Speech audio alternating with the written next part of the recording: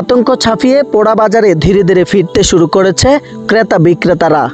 এক সপ্তাহ পর নতুন করে আবারও প্রাণ চাঞ্চল্য ফিরেছে খাগড়াছড়ির দিঘিনালার লারমা স্কয়ার বাজারের ভাসমান কাঁচা বাজারটি। গত বৃহস্পতিবার মিছিলকে কেন্দ্র করে উত্তেজনায় পাহাড়ি বাঙালি সংঘর্ষে দুর্বৃত্তের আগুনে পুড়ে বাস টার্মিনাল সংলগ্ন লারমা স্কয়ার বাজারের প্রায় শতাধিক দোকানপাট। এরপর থেকে পাহাড়ি বাঙালি মিশ্রিত সম্প্রীতির এই বাজারটিতে সামান্য লোক সমাগম দেখা গেলেও তা উল্লেখযোগ্য ছিল না।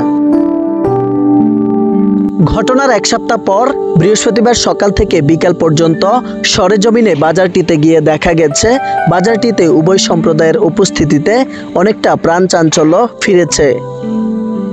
প্রাকৃতিকভাবে উৎপাদিত পাহাড় ছড়ার পাশ থেকে ঢেকি শাক, কচু শাক, নানান শাকসবজি আহরণ করে সেগুলো বিক্রি করে চলে পাহাড়ের অনেক হতদরিদ্র পরিবার।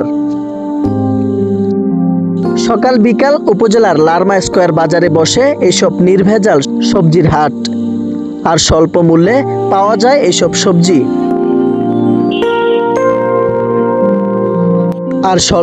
পাওয়া এইসব সবজি কিনতে পাহাড়ি বাঙালি সকল সম্প্রদায়ের ক্রেতাদের ভিড় হয় চোখে পড়ার মতো।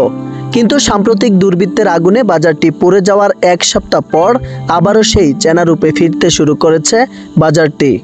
কিছু ক্ষুদ্র সবজি বিক্রেতাকেও দেখা গেছে নতুন করে পাহাড় থেকে আরোহিত সবজি বিক্রয় শুরু করতে। পাহাড়ি বাঙালি ক্রেতাদের বেশ উপস্থিতিও চোখে পড়েছে। সব মিলিয়ে যেন আতঙ্ক আর বেদনা ছাপিয়ে হলেও নতুন করে আবারও প্রাণ চাঞ্চল্য ফিরতে শুরু করেছে বাজারটিতে। লারমা স্কয়ার বাজারের অনেক ব্যবসায়ী জানান, ছোট কোনো ভুল বুঝাবুঝি হলে সংঘাতে না গিয়ে আলোচনার মাধ্যমেই সমাধান করা উচিত। তবুও ঘটে যাওয়া ঘটনার যেন কোনো পুনরাবৃত্তি না ঘটে সেদিকে সবাইকে সচেতন থাকতে হবে। কোনো ধরনের গুজবে কান না দিয়ে সকল সম্প্রদায় সম্প্রীতি বজায় রেখে শান্তিপূর্ণ সহাবস্থান থাকবে, এমনটাই প্রত্যাশা স্থানীয়দের। ডেস্ক নিউজ, মানিকছড়ি বার্তা।